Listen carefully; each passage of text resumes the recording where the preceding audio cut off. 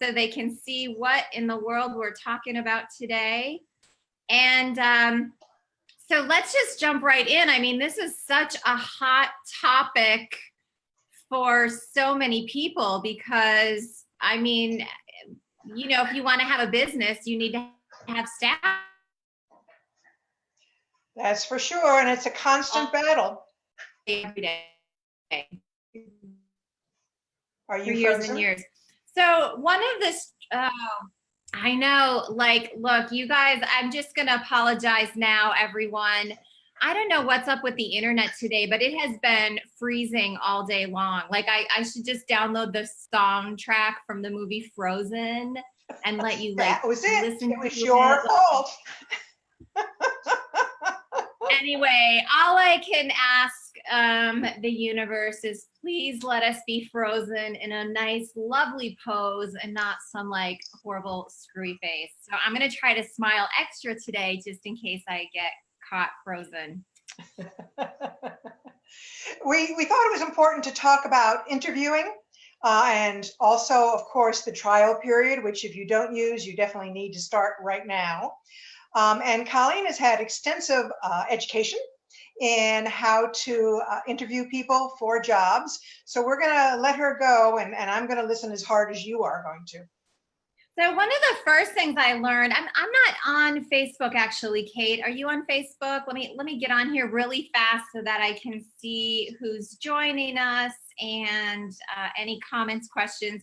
And please, please, please, everyone, feel to chime in. Feel free to chime in. Let us know if you have a question, comment, anything that you want to learn a little bit more about. So here we go. Oh, Lord. I especially would be interested if you would put in the comments, folks who are watching, I would be especially interested in the one question that you think is absolutely vital to ask people and to get some feedback on. So while we're talking, you be thinking about that, and I want to see that in the comments. Appreciate that. Okay, Colleen, you will. We could be like, we could end up with a whole great list of questions to ask during the interview process. So I got a couple shocking things today, a couple things that are not norm. So the first thing we were taught is to always be interviewing. That doesn't mean you're always hiring. Like some of those big companies have signs up and say, we're always hiring. It's not the same thing. It's not about always hiring. It's always interviewing. So post it on social media, have signage up, include it in your newsletters, throw it out there in an email from time to time that you're always interviewing. And you will find that from time to time, amazing people and some not so amazing people will apply. But then that's how you can start building up a great database of individuals for when you need them. And let's face it, if some stellar, amazing person comes across your lines, like it just might be worth it to nab them at that time because, you know, one individual can be a game changer for your business. I'm going to stop you right there, Colleen, and ask you what everybody's thinking, I'm sure, which is if you do find somebody who's a good possibility, but you don't need her right now, how do you put her in cold storage? So let's call it warm storage instead of cold storage. And that's what you do is you literally just continually stay in touch and let that person know like how much you would love to hire them. And you're creating a space for them and just stay in touch, stay in touch. It's no different really than if you have a consignor that you know brings in like amazing things, or if you're buy outright and you have a great supplier who brings in amazing things, you know, you kind of just continue to nurture that relationship. So keep that relationship going. But it's sometimes also is a good time to take stock if you find that amazing person of, do you have someone that's been not quite cutting it? And maybe it's time to put the heat on that person a little bit more to say, hey, I have this amazing person in the wings. I need you to step up your game because here's what we might, you know, have happen. So always be interviewing, because one of the things that a lot of small businesses do that's different than large companies is they tend to wait until they're in that dire situation and they need somebody. And then you make bad decisions, all kinds of bad decisions. So don't get yourself in that position. Another thing that is really a game changer for hiring is do not use a resume. Do not use a resume. If someone sends you a resume, don't look at their resume. And the reason for this, and it's really hard, I get it, it's really hard. The reason for this is that when you look at someone's resume, you're already prejudging and you're already forming up an opinion and you're looking at their past experience. And the reality is that the past doesn't matter. Like what they did in the past really and truly doesn't matter. What matters is what can they do for you now and what are they willing to learn to do for you in the future and grow. So you could have, oh, sorry, did you want to say something on that? No, it's just hire for their potential. And as you said, if you look at the resume, you start putting up barriers in your mind. So hire for the potential. Yeah, I love that you put up barriers in your mind. I didn't even think about it. We were taught about the judgment factor, but I love that, putting up barriers in your mind, because maybe you didn't like the school they went to, or maybe you didn't like the company that they worked for, whatever. But the idea is you want to talk to them like a real person. I mean, we don't ask for a resume if we are like meeting a new friend. You don't be like, oh, she's frozen again. I ask for resumes when I'm looking for new friends. Oh, poor Colleen. Oh my God. Okay. So friends, husbands, wives, spouses, we tend to, you have a conversation. It all starts with a conversation. So when that person comes in, just talk to them like a real person and get to know them and ask them real questions. Ask them about who they are, and you can ask them about their past, but just don't do a resume. Like make the conversation more genuine and personal and free flowing. Do you want to add anything to that, Kate? I think it's really important to ask them a question that is totally out of left field. Something like, if you could have one superpower, what would it be? Or I saw a great one on the web today. If somebody asked you to move to Mars, would you say yes or no? Ask them something that is totally unexpected, and you will get their real personality coming through. Absolutely. And that is where you can catch people off guard and see how they can think on their feet.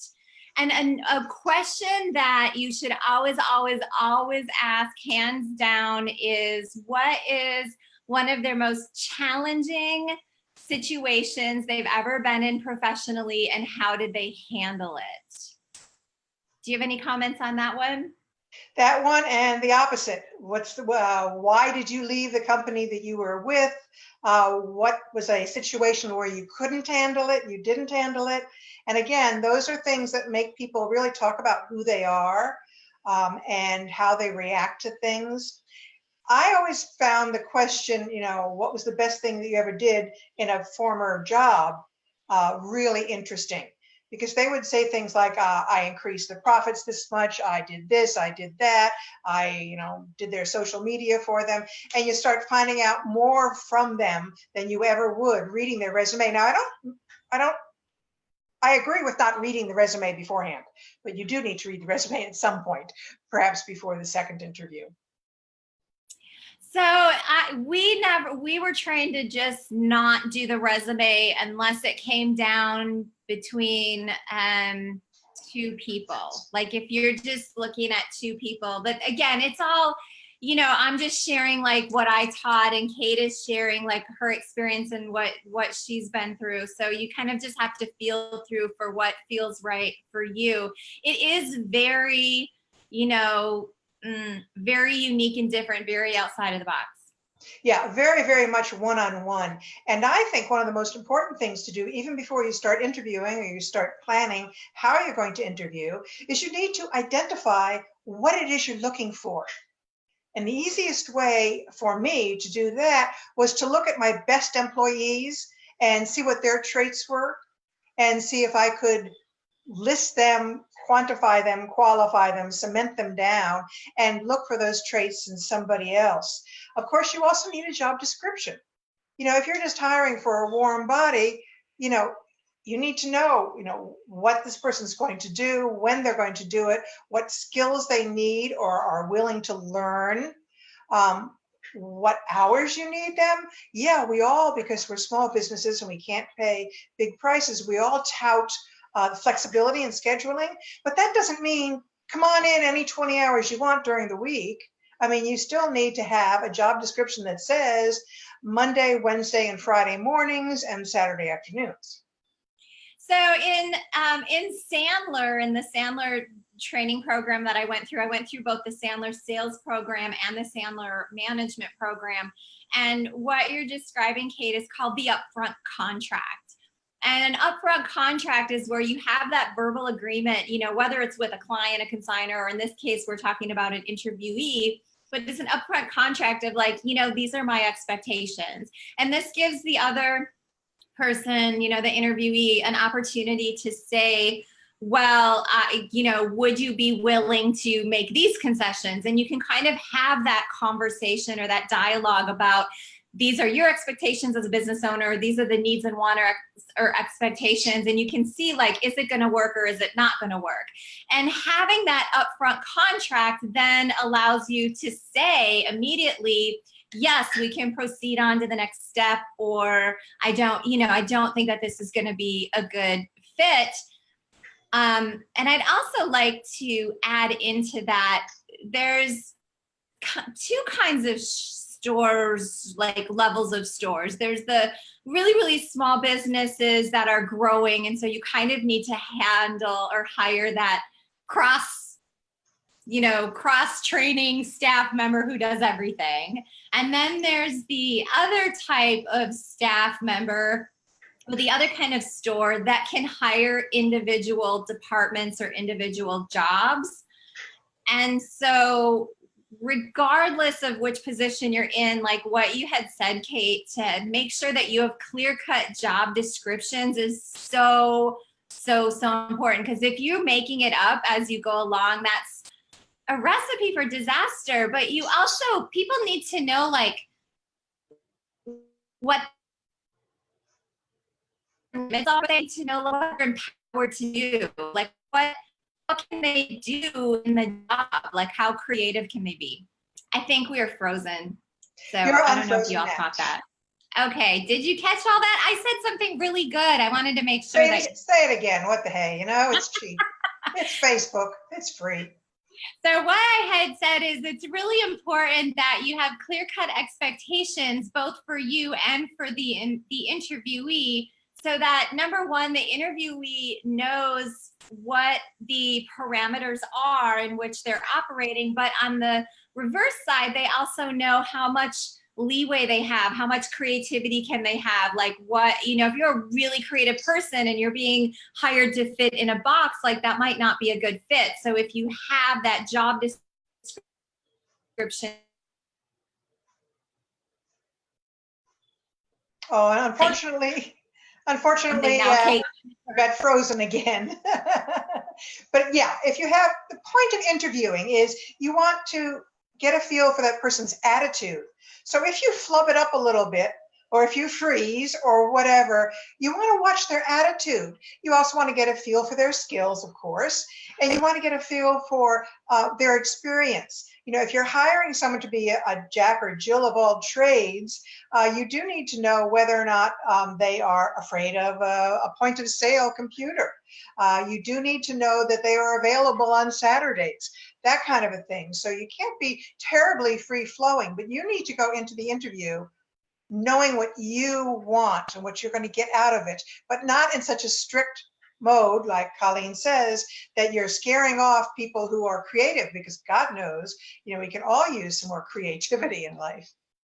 And then another question to ask two things. Number one is asking what they feel their strengths are.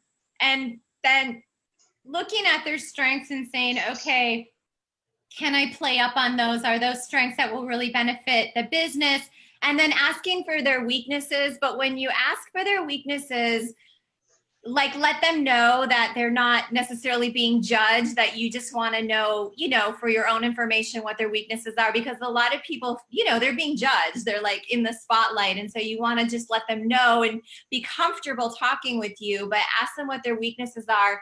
And another strategy for hiring is to actually hire someone who balances yourself or balances other staff members. So if someone has these weaknesses but they have these strengths, you can hire someone with the strengths of someone else's weaknesses. So then you get a great balance.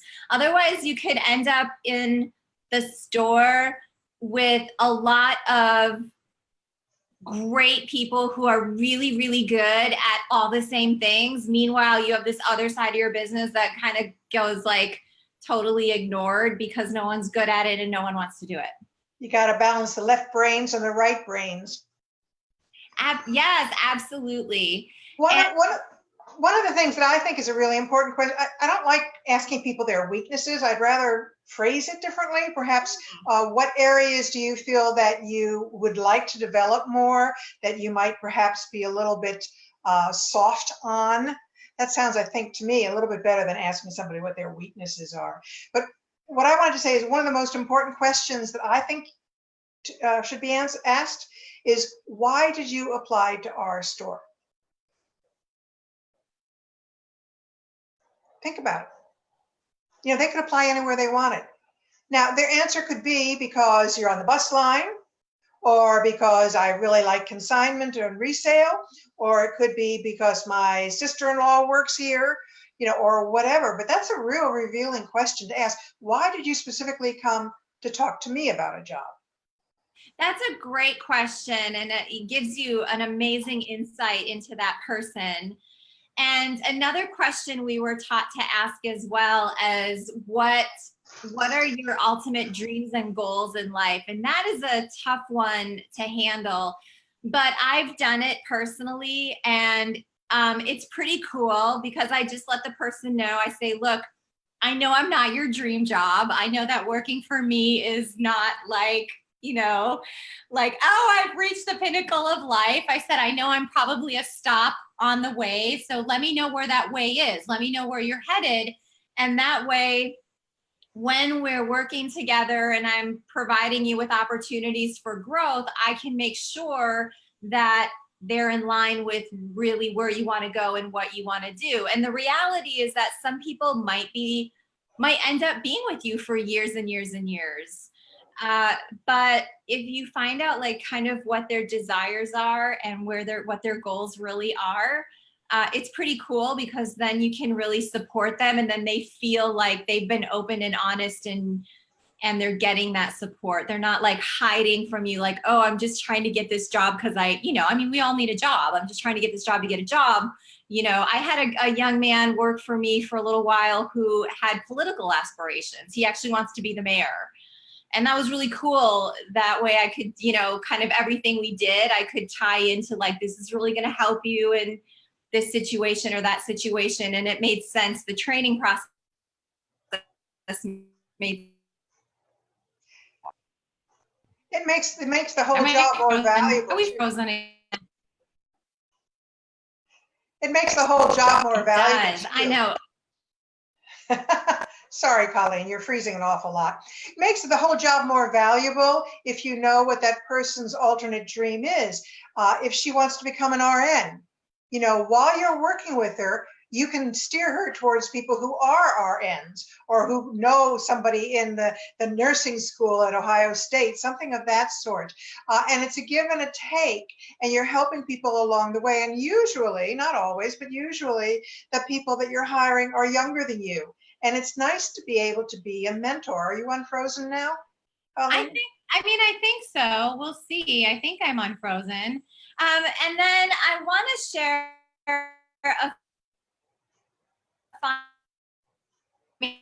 just so and I know you could as well, Kate.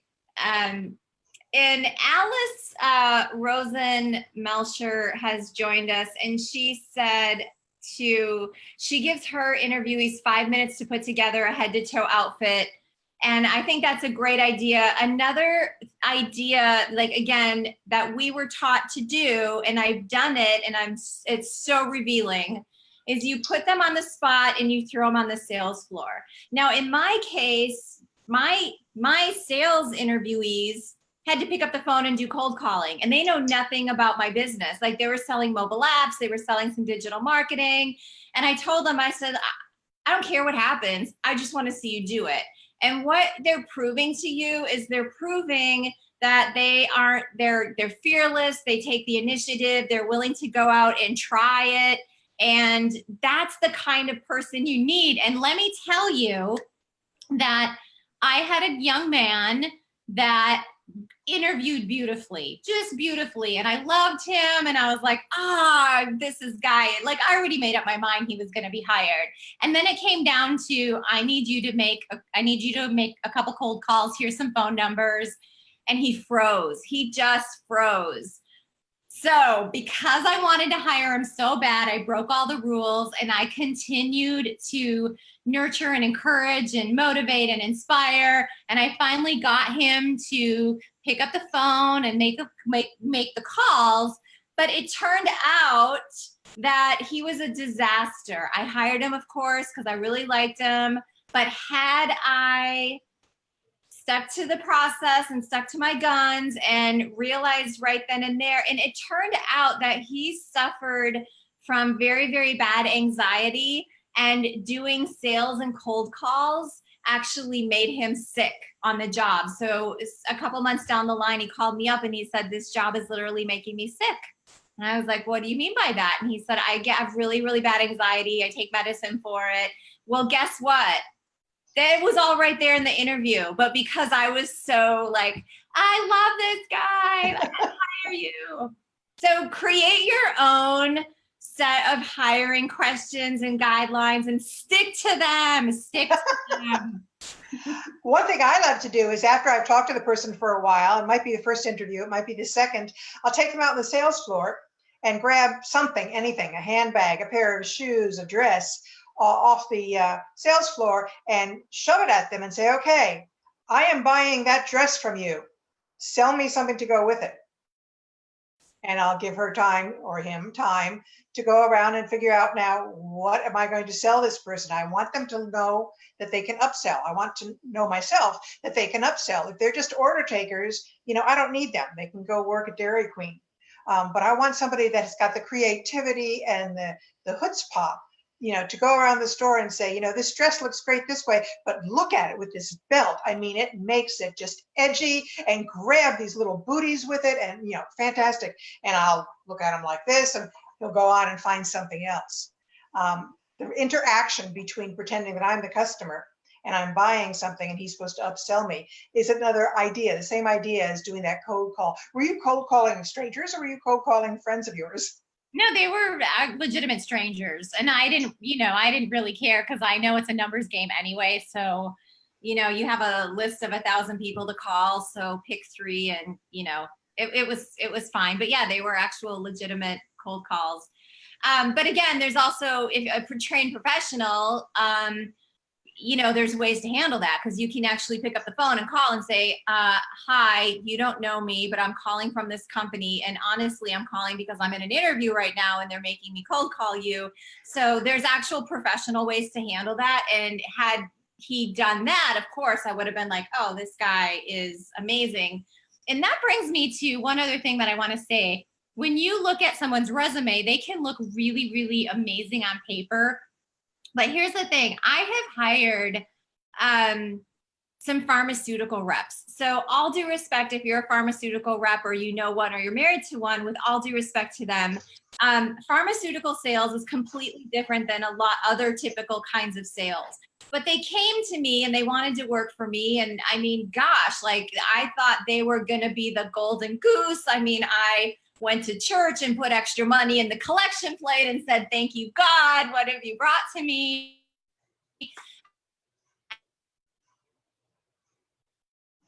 Because pharmaceutical reps, they don't go and do the calling. They don't have to go and do the networking. So the pharmaceutical reps have a completely different sales, it's a lot easier. Not that it's easy, but so my whole point is that, really make sure that you have a good connection and understanding of what each person's abilities are and what they can do, not just like what it says on paper. And then if you're hiring for social media, ask them to create some posts for you.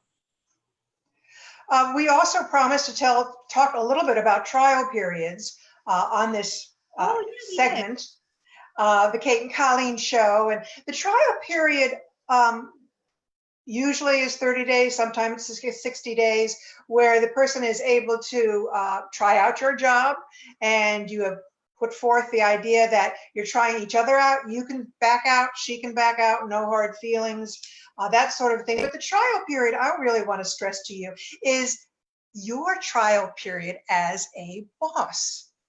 Now you've got this brand new person in the store. What's going to happen? You need to pay attention to what you expect.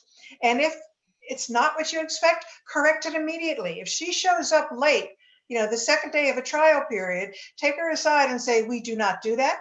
The next time you do that, you're out of here.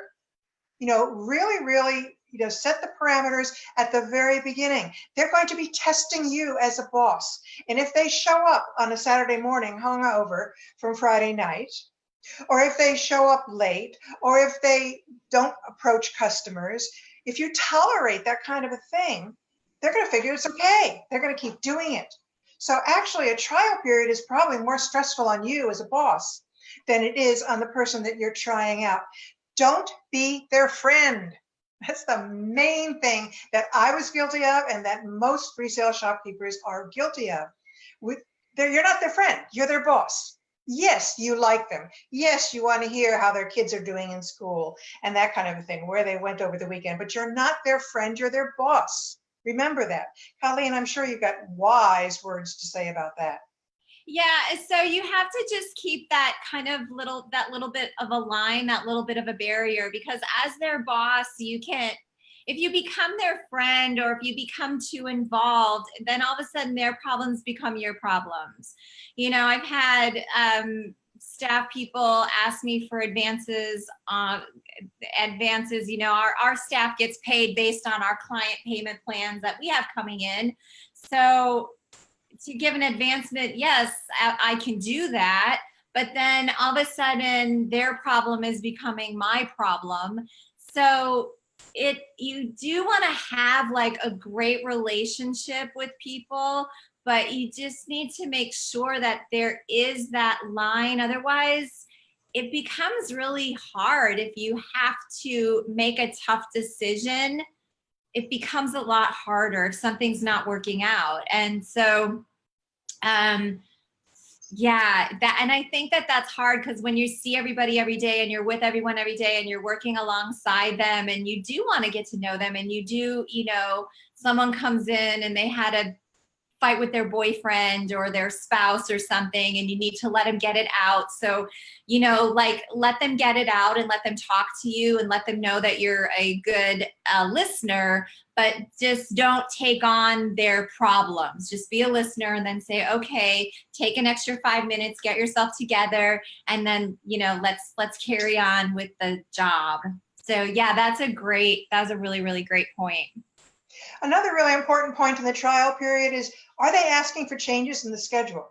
That trial period should be the toughest possible schedule that you can throw at that person. Every Saturday, every other Sunday, whatever it is that's tough in your business, make sure that they are getting the low man on the totem pole as far as scheduling goes. And if they start saying to their coworkers, oh, I really would like to do this and such, would you switch days with me? That's a no-no. You do not do that in the trial period. She knows she's on trial. Why is she trying to change things all of a sudden? If she's that type of person, it's not the type of person that you want to have to work around, and you don't want to have to be the one covering for her because you let her get away with it during the trial period. It's kind of like a boot camp, and they should be looking forward to the trial period getting over with, because they'll be like, oh my God, I get I get a free Saturday or a free Sunday in like 4 weeks or 5 weeks or whatever. But again, like that's part of that upfront contract, and set that expectation so they know. With us, when I'm hiring for sales, it's a 3-month commitment. You absolutely cannot quit within 3 months. Here's your program. Here's how your training's going to go. Here's what's expected of you week 1, week 2. But I show that to them all, up front. That way I give them the opportunity to say no before they even started. Because once they say yes, that's it. You are committed for 3 months, all in, no going back for 3 months. That's for sales. For my other positions that we hire for, again, we do a month, or we do 2 months, or we do individual projects. But we push them hard, because you have to be able to